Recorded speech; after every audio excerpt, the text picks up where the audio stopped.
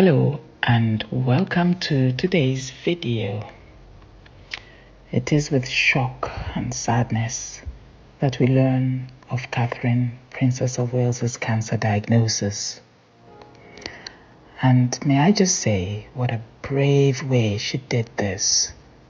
Imagine having to deal with your private sadness, frustration and trauma, learning from your doctor that you have cancer, and having to deal with intense speculation about the state of your health, the state of your marriage even, and also trying to reassure your young children that you will be fine. You just have a bump in the road in terms of your health, all the while not really knowing for sure if this is the case. And then you have to make a public statement, even though you know that your appearance would have changed due to the treatment you're receiving. And for a person in the public eye, this is of course not easy. All credit to Princess Catherine. What she has had to deal with recently is definitely not easy, but she has triumphed in my eyes with charm, elegance, and positivity. I am sure you all join me in wishing her a full and lightning speedy recovery, in the warmth and supportive love of her family and friends, and of course the wider nation, the UK, and indeed the whole world. I think we all loved the late Queen so much that we certainly do not hesitate to transfer that great love for her to her wonderful and loyal great-granddaughter-in-law, whom we know was adored by the late Queen. Sorry, I meant to say granddaughter-in-law, of course, yeah. I wanted to touch on some coded messages within Princess Catherine's announcement itself and other bits and pieces of news from news media outlets and social media. In case you haven't heard her announcement yet, here it is in its entirety, in her own voice. I wanted to take this opportunity to say thank you personally for all the wonderful messages of support and for your understanding whilst I've been recovering from surgery. It has been an incredibly tough couple of months for our entire family, but I've had a fantastic medical team who have taken great care of me, for which I'm so grateful. In January, I underwent major abdominal surgery in London, and at the time, it was thought that my condition was non-cancerous. The surgery was successful. However, tests after the operation found cancer had been present. My medical team therefore advised that I should undergo a course of preventative chemotherapy, and I'm now in the early stages of that treatment. This, of course, came as a huge shock, and William and I have been doing everything we can to process and manage this privately for the sake of our young family. As you can imagine, this has taken time. It has taken me time to recover from major surgery in order to start my treatment. But most importantly, it has taken us time to explain everything to George, Charlotte, and Louis in a way that's appropriate for them and to reassure them that I'm going to be okay. As I've said to them, I am well and getting stronger every day by focusing on the things that will help me heal in my mind, body, and spirits. Having William by my side is a great source of comfort and reassurance too, as is the love, support, and kindness that has been shown by so many of you. It means so much to us both. We hope that you'll understand that as a family, we now need some time, space, and privacy while I complete my treatment. My work has always brought me a deep sense of joy, and I look forward to being back when I'm able. But for now, I must focus on making a full recovery. At this time, I'm also thinking of all those whose lives have been affected by cancer. For everyone facing this disease, in whatever form, please do not lose faith or hope. You are not alone.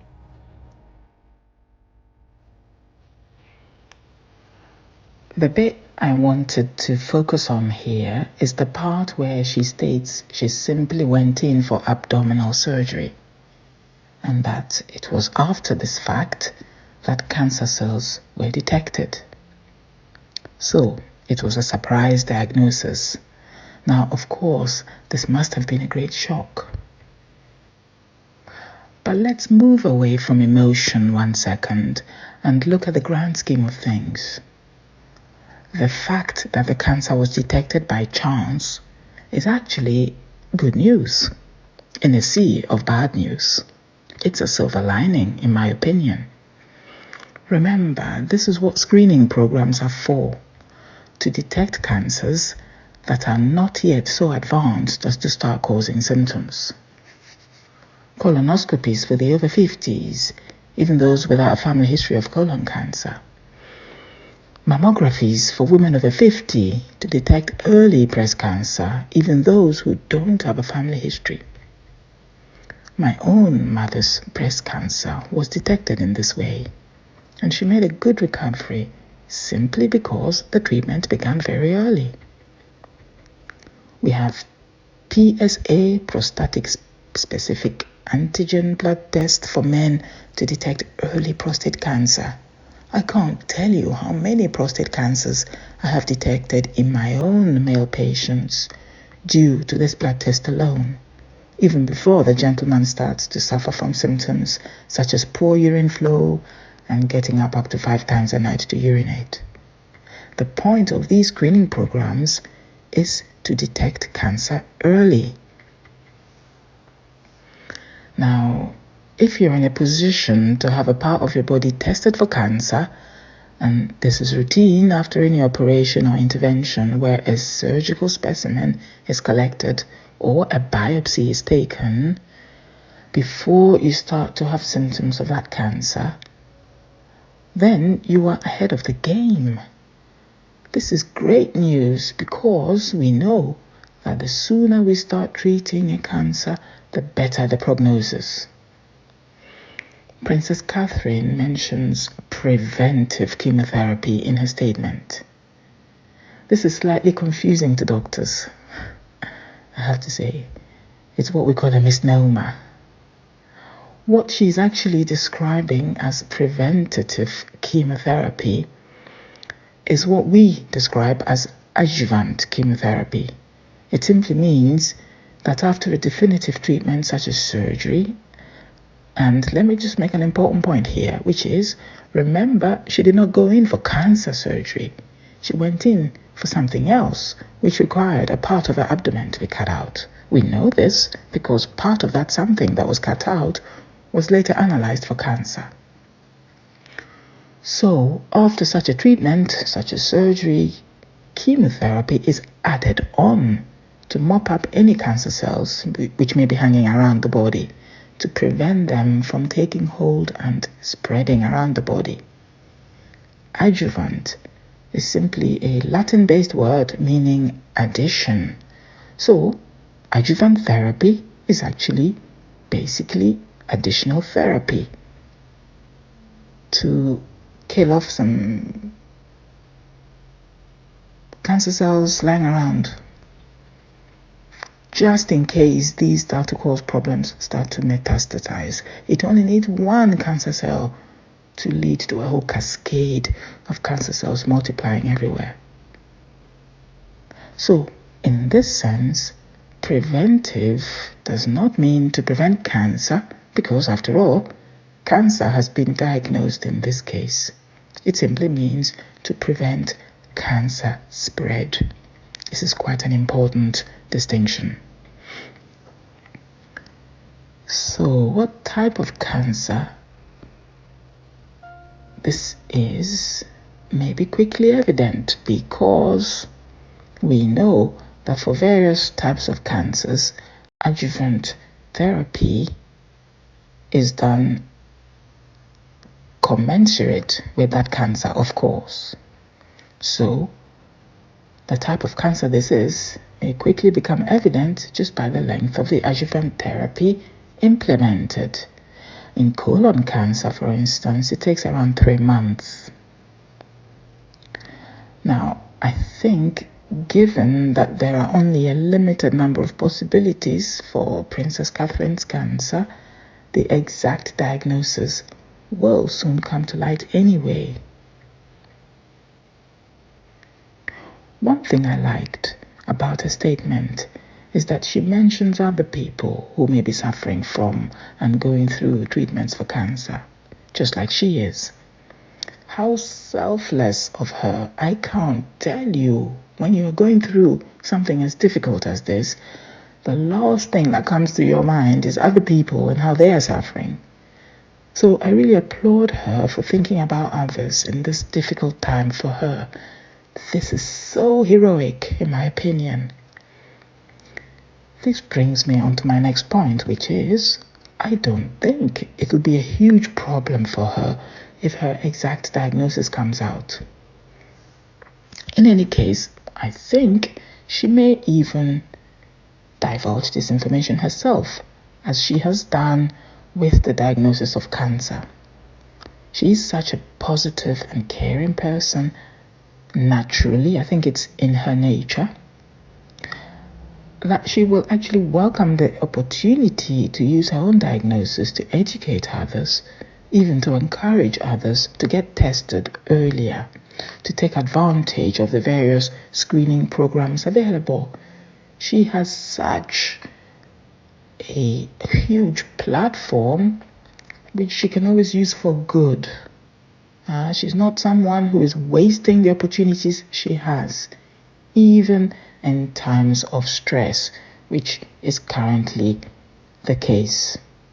She will use this as an opportunity to help others. I think she's just that kind of person.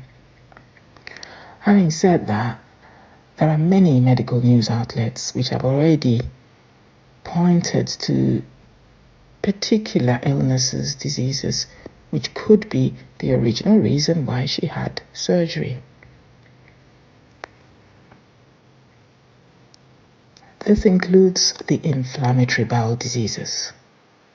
Now, this makes sense to me. Ulcerative colitis, Crohn's disease, and lymphocytic colitis are autoimmune diseases where the body's own defense mechanism starts to attack the digestive system for no apparent reason.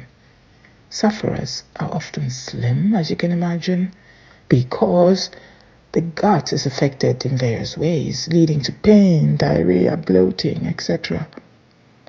This makes it actually difficult to eat, and actually certain patients are actually afraid to eat because they know what's going to happen during digestion. In the end, surgery is often required for these illnesses, and in particular ulcerative colitis, which is associated with an increased risk of colon cancer. Whilst, of course, a gynecological cancer is also possible, remember that we were told she had abdominal surgery. The choice of words is important here, folks. Gynecological organs are often described as pelvic and not abdominal. So for me, this is a clue that excludes a gynecological problem. Having said that, I breathe a little sigh of relief here because, in general, gynecological cancers in the pelvis in young or youngish women have a worse prognosis than abdominal cancers. Think the British reality TV star Jade Goody, who unfortunately lost her battle with cervical cancer at the age of 27. May her soul rest in peace. It is extremely sad to think of Princess Catherine undergoing chemotherapy. We all know how much her hair is such a crowning glory for her. A lady with such beautiful full hair, it is sad to think she will lose this in the coming months with her chemotherapy. But we know it'll grow back, even fuller and better, we hope. Sure, it is a cosmetic issue, but more and more we doctors should step away from the purely medical and consider issues which are important for patients too. Things like hair loss, things like body perception after, for example, breast surgery, a mastectomy, following a diagnosis of breast cancer.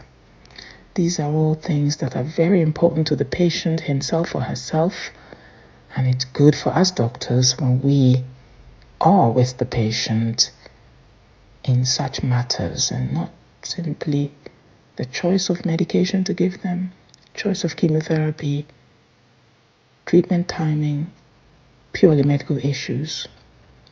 The little things matter too, because in fact, they're not just little things, they are big things to the patient themselves. I do like the positive attitude of Princess Catherine. Let me tell you now that we are finding out more and more in the medical field that the attitude of the patient greatly influences the outcome of any treatments they undergo. I have seen this with my own eyes. Not to say that the misery guts patients don't do well. I'm just saying that I have noticed that patients who truly believe in themselves, in the profundity of their hearts, they get better more often than not.